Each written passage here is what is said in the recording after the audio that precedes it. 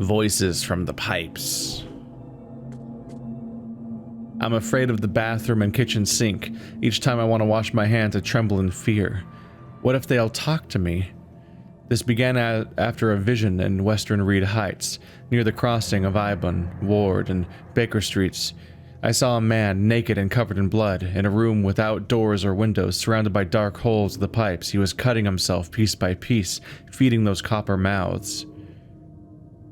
They were whispering with voices, so sweet and promising, but full of hunger and hatred. How could he believe them? How could he even escape? And had they noticed me? I think I've been here before. The one that has the loot item right in the front door. I think I've been to this building before, but didn't have the context yet or something. Maybe. Or it's just a copy of that again. Yeah, because no, I'm thinking of the beginning of the playthrough, but I wasn't here at the beginning of the playthrough. This is much later in the game area. But yeah, I remember buildings where the first aid kit's just sitting at the front step. To preemptively equip you, I guess.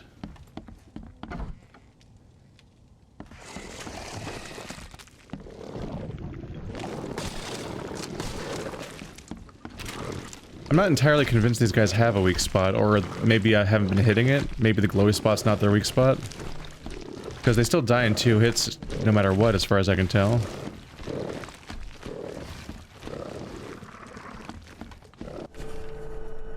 SM. Oh, Mr. Bigley, the pipes are calling. I think you will recall that I have expressed concern about the drains in my bathroom numerous times over the last month. Obviously, rattles, clunks, and gurgles are of no concern to you, as you are yet to make a single visit despite your assurances. But what about the voices, Mr. Bigley? Will they be enough to get your wrench in hand? Well, it's too late. No amount of tinkering or nut tightening can take back the offer they've made. How can I refuse? They say all I have to do is come down and join them. They've shown me a way. I don't like or understand it, but they say they've done it before many times. I just need a sharp knife.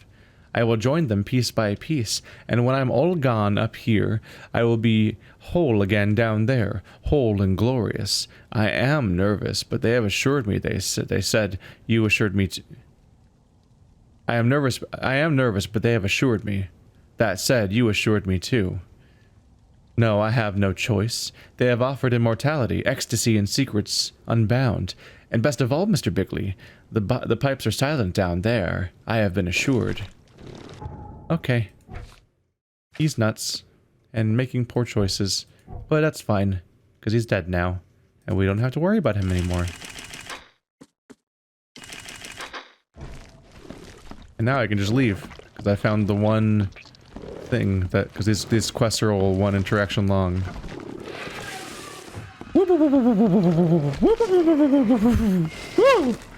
Don't go in there! Lady, don't... Whoa!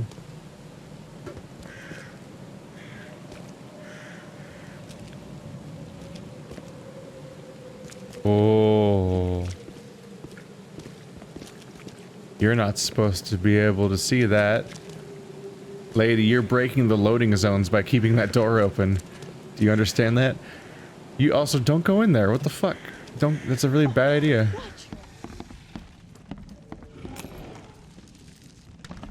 Whoa, that's a lot of shell casings. 21 gunpowder, what the fuck? What the fuck? That's one way to completely load me out. They even filled me up on rags. Can I go in there again and grab it again? Not quite. Oh no! Oh! Oh no! Oh no! You're not supposed to spawn. What a big bad new problem for me all of a sudden. Anyway, bye. Thanks for all the loot. See you later. Sanity is weird. I had a fully warped out fisheye screen. But my sanity was untouched. Evidently. There are 3 of these letters to Oakmont right around here. Which, when you account for the Forlorn Woman one that I already did, then means that I'll have 4 of the 6 done. Why not? To let us more thoroughly mainline the main story.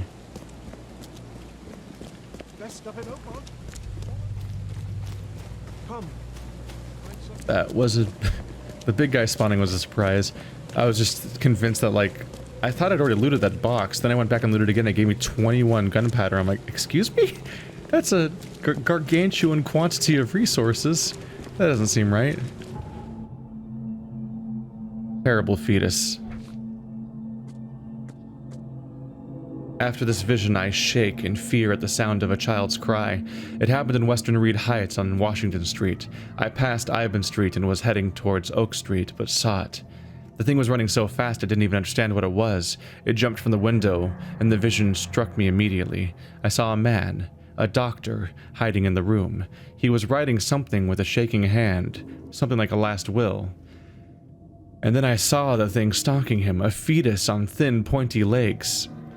With the little face full of evil and hatred, it's shrieking. I can't forget it.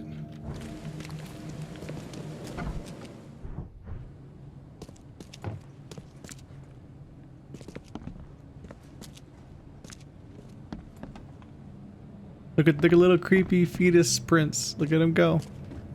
I bet they lead to the letter. Or not. Oh yeah, oh, here we go. They're still going.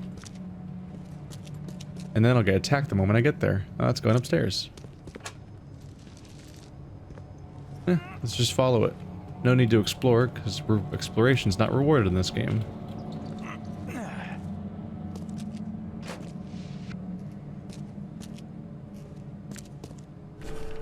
CW.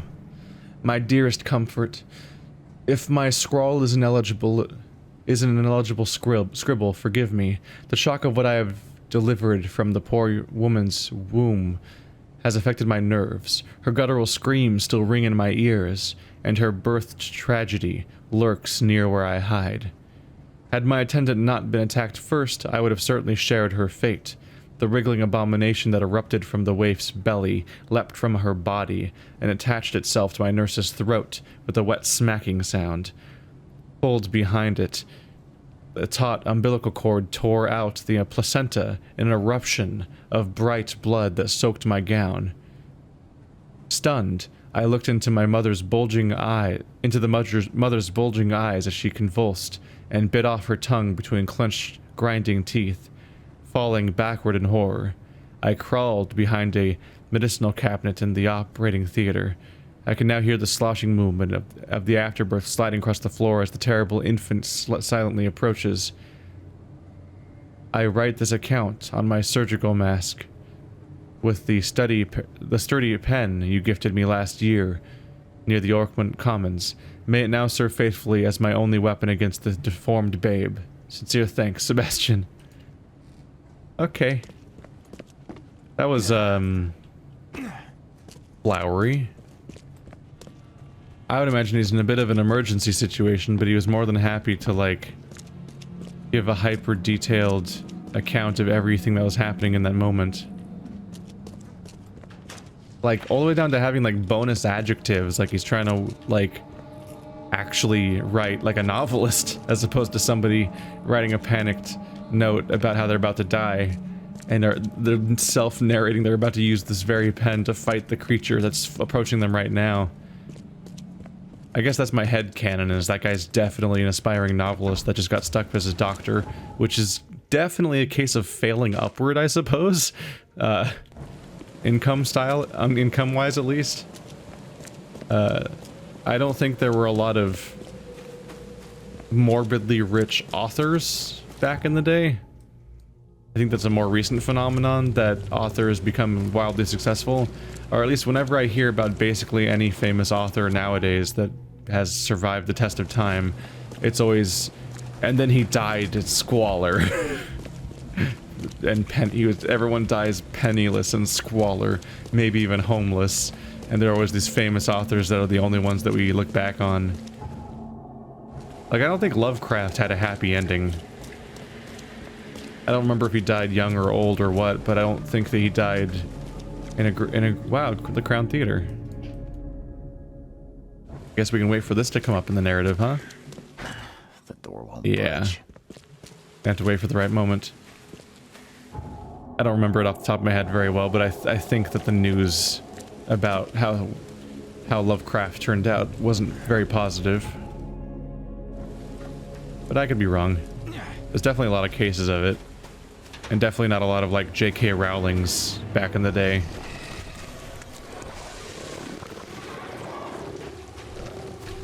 And Stephanie Meyer's.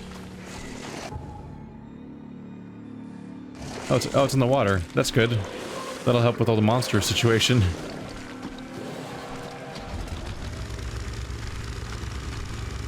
It helps that nowadays reading is cool. And people do it for fun. Whereas back in the day it was an elitist thing that a lot of people couldn't do. Mirrors, mirrors. I'm afraid someone stalks me. It started when I visited Western Advent and had a vision at the intersection of Purity Road and Oak Street. I saw mirrors full of reflections. And someone trapped, trying in vain to escape. His expression of fear and panic shook me deeply. After that, a very tall and skinny man started following me in the distance. What troubles me is that I see him in the reflections, but I've never caught a straight view of this stalker. I'm sure the police will mock me if I come asking for protection. Seems it is time to buy a good, trustworthy gun and start to practice.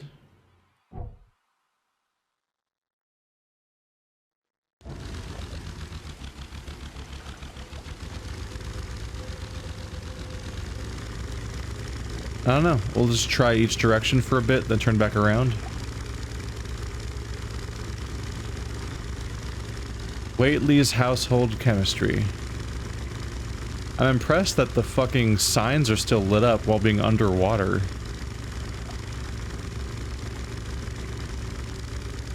Somewhere around this intersection, there's a street.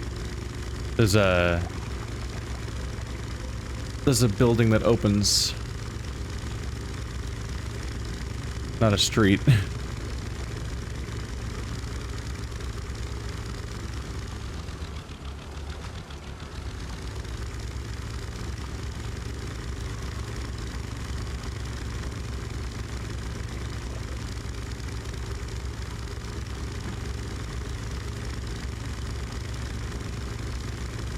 Here we are.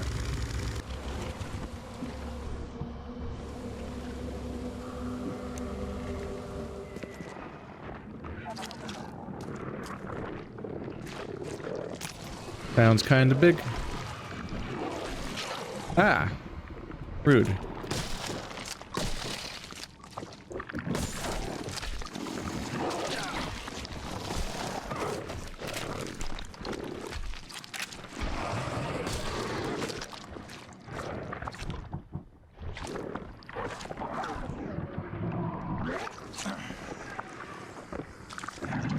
Hello.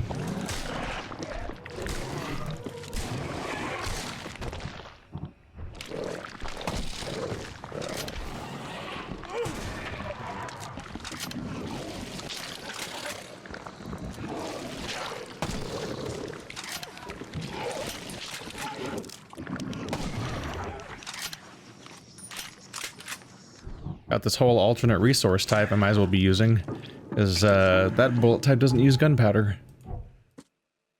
I really should be spending it more. Not my favorite gun because it takes so long to load each round. Maybe I'll use it more on medium enemies, because I don't want to reload after every shot when I'm fighting the big guy. A bit uncomfortable with that. So maybe I should use it on the crawlers instead. Because it seems to one-shot everybody except the big guys. So they're very effective bullets, and I have a lot of them. MG, the man in the mirror. He's gone. Ever since this infernal flood began, I kept seeing him in the mirror. The man who stole my reflection.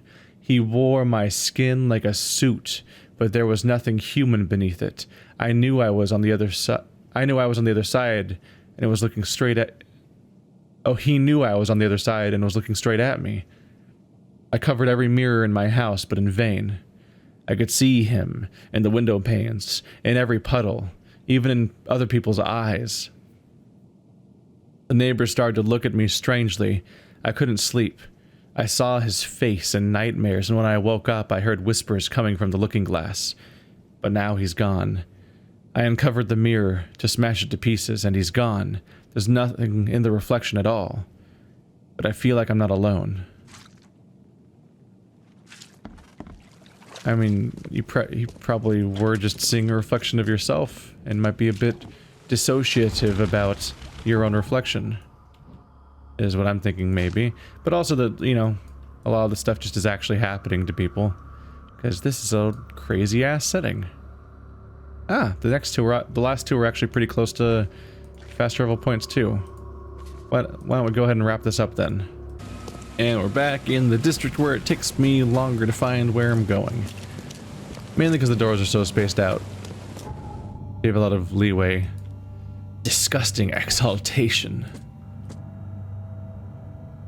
No matter how different my visions may be, they are always so frightening. Today it was man. Today it was man? Okay. He left a house in southern Old Grove on Warwick Street, somewhere between Seaside and Hillside Streets. Our eyes met, and I immediately felt the burning exhaltation. A wild torrent of emotions. I saw him among the monstrosities, touching them, embracing, kissing. The vision was so intense I bent in two and threw up all my breakfast. He walked past, saying something like "cursed newcomers," and I prayed he wouldn't stop to help. Even now, when I close my eyes, I see the creatures around this man. He had the exact same reaction that every other person has whenever somebody does anything around here. Cursed newcomers. There's probably in that person's individual reaction more so than anything else. Gotta look for the letters, which are probably upstairs. Hi there, buddy. How you doing? That's enough from you.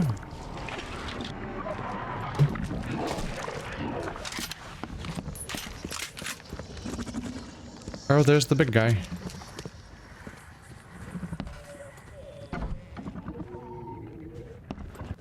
Yeah, I snuck past him. It's extraordinary, incredible, fabulous. I was right. I told them we weren't alone, that the ocean was talking to me, and now that's flooding in. The ocean brings them with him. All these buffoons who would laugh behind my back. They now fear these wonders. At the sight of these magnificent specimens, they run in all directions, screaming. They do not realize the incredible chance they have to admire them, to contemplate their splendor. I need to get closer to these creatures. Closer, always closer.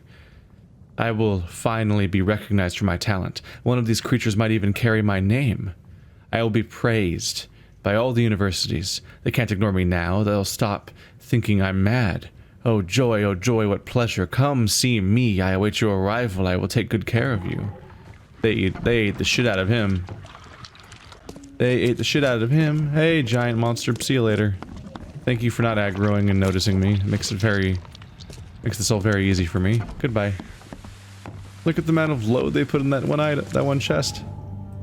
Another level up. Ah, my health is slightly shorter, I guess. I wonder why.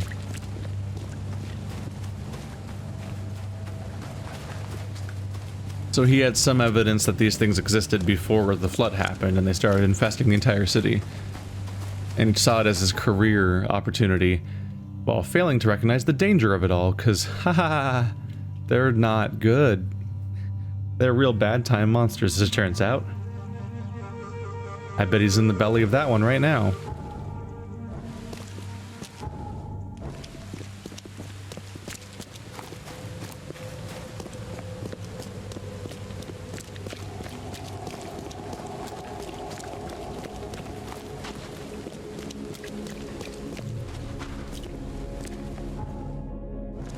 One street further.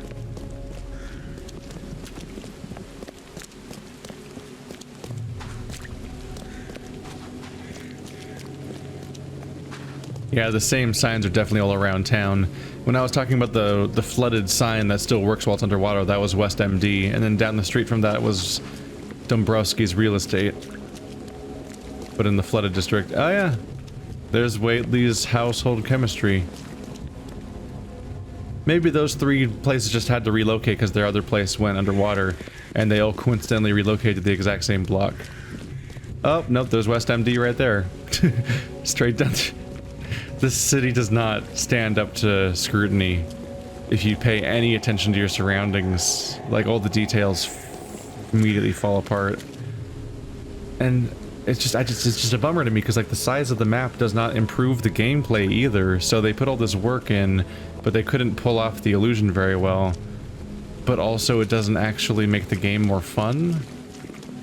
So I just question all elements of the motivation at that point. I don't know. Static in ears. I was walking the Lumbert Street in eastern Reed Heights when it happened again. It's not just a vision, but a noise. Hissing radio static growing louder and louder. Voices from afar were lost in it, crying desperately. I tried not to show how bad it was. I was afraid to reveal it to the locals. The images came after I passed Bullock Street towards Heelong Street. The hissing flooded my mind, and I saw a man surrounded by radios talking to them. He was dying. I felt it. And when it happened, the vision was gone.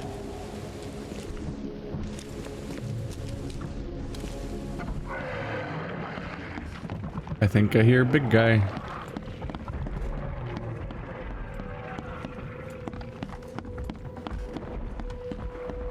Quickly, find the letter. This is a different building. Bit of a rare spawn for me. There you are. DC. 19-something. My name is... well, I am uncertain. It is lost in the static. I do not know anything. I have lost it all. My mind is little but static, interspersed with bits from the radio serial that was my life. No, not my life. My existence. I hear names. Margaret, Jonathan, Albert. I hear dates, places. June 7th, 1912. At a church on a hill. It is these bits that I live for. It is the static that I will end my life for. Every day, for as long as I can remember, the static has grown louder. I have sunk deeper as the voices grow quieter. They are being replaced. I am losing what little I have left. A new voice, unintelligible, yet one I understand more clearly than any radio program in my head. I fear for what I will become when I can no longer hold on. I'm choosing to go before the static, or the voice within it becomes me. Goodbye, Oakmont. I have sunk even further than you. Hey, we finished the entire case. And there's the big guy. There's the door. Bye-bye. Hey, we got in and out before he attacked. Oh, we're right. We didn't get a knowledge point. We just got 1,000 knowledge. So we're on our way.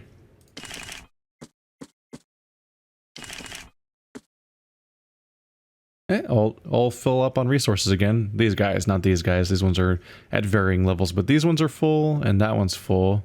And our lowest one is 16, so we're pretty good to go. Our rags are even at 16. Damn. We're finally caught up with all of our side content. Wow, there's been a lot of them, huh?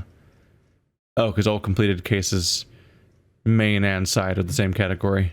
Gotcha. Alright. So now we're back to looking for the cannery at Grimhaven Bay. Just gotta head on back. A lot of the writing is familiar. Especially the one-off narratives you hear, like in this quest. It's very familiar to me. And part of that's probably just because I've played a bunch of Lovecraft games. I've never read a Lovecraft story, although I've heard some of them told. I do have the Complete Works of Lovecraft book, but I also have the complete journeys of, complete adventures of Sherlock Holmes. It's, easier to get it than it is to actually go through it. Especially given my backlog across the board. I've also admittedly heard that's not the best read, necessarily.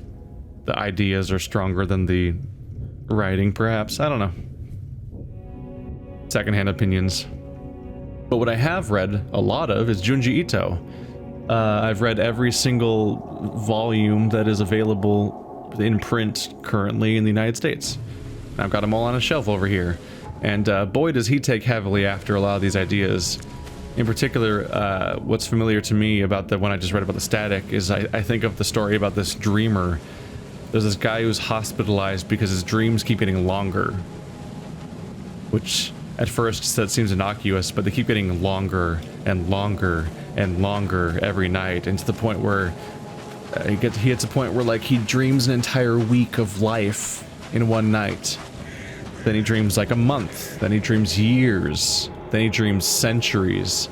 And like he's like, it's like the idea of like when people saying, I don't want to be immortal because people will go insane if they live forever. It's like that kind of logic taken, except he's like, in his dreams he's immortal, and that he has he's living this astronomically long life.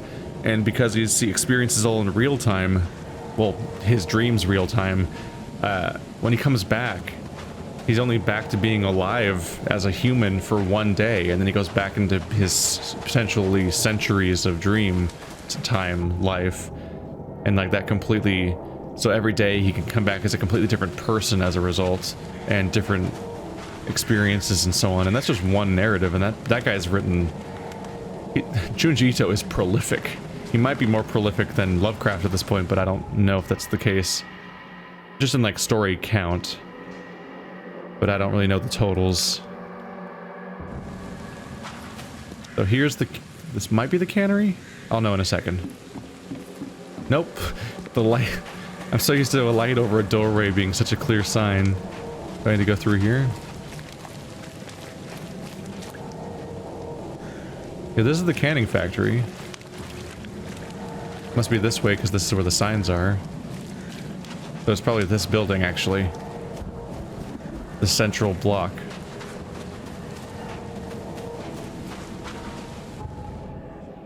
Ah, so that means that this area with the trucks and everything has always been the canning factory, probably?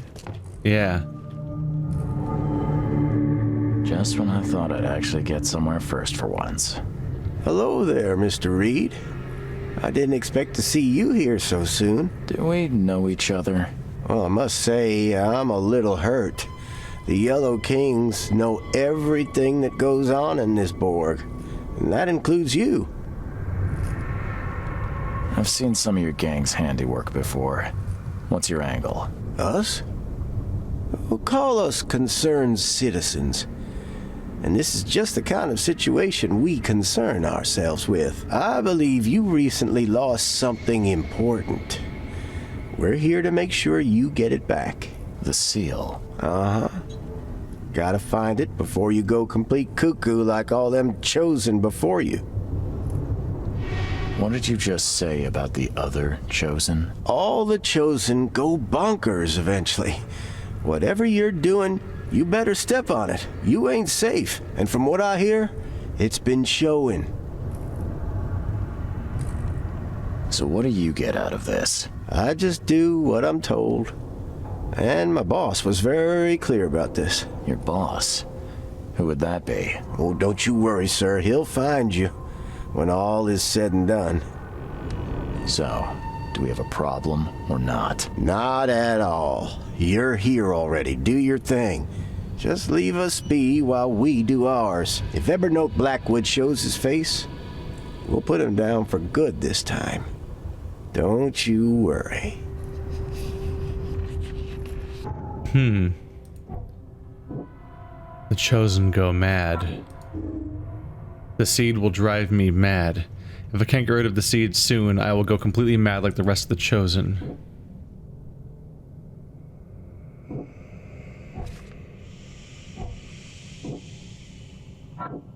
Nope, those aren't tied.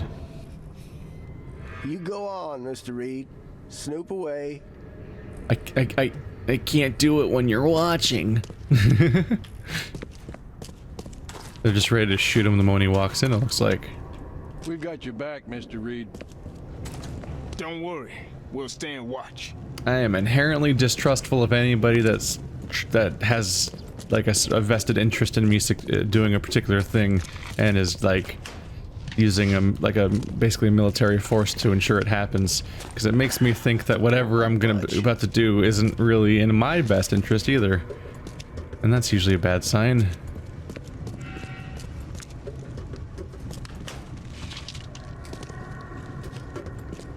So I'm guessing that all of the Chosen can also see these supernatural visions that I can see.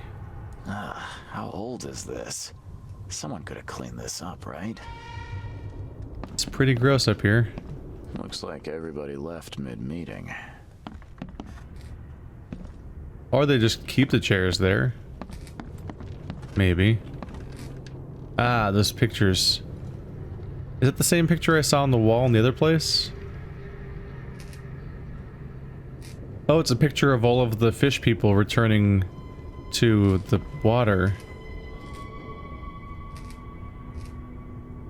Yeah, the one that had the writing on the back. Alright, well that makes it pretty clear. To E. Blackwood. Mr. Blackwood, thank you for your generous donation. Every can of fish you have delivered to us will help. Per your request about the recent cases of matching hallucinations, our patient's privacy is paramount, but for a patron like you, some arrangements could be made. I will notify you when I manage to piece something together. I feel obligated to ask, however, what is your interest in this? Dr. Palmer.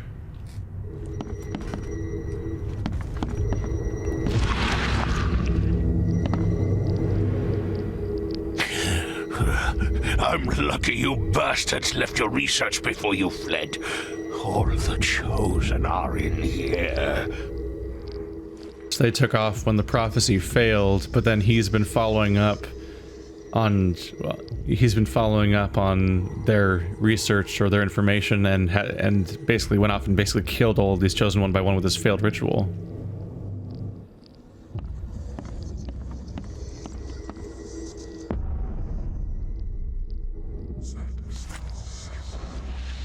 Factory key.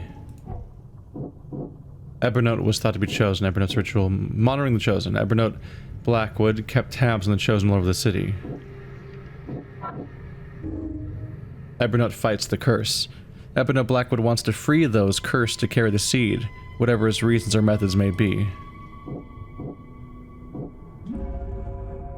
Evernote can lift my curse. Evernote Blackwood developed a ritual to lift the curse from the Chosen, and took the seal of Cathagnar, believing it was the missing element. For all I know, this is my only chance to save myself from this madness. I need to find Evernote.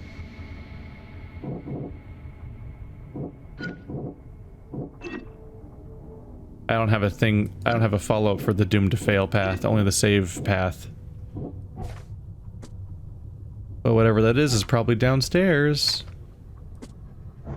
I'm betting the last detail is just hiding in the basement right now.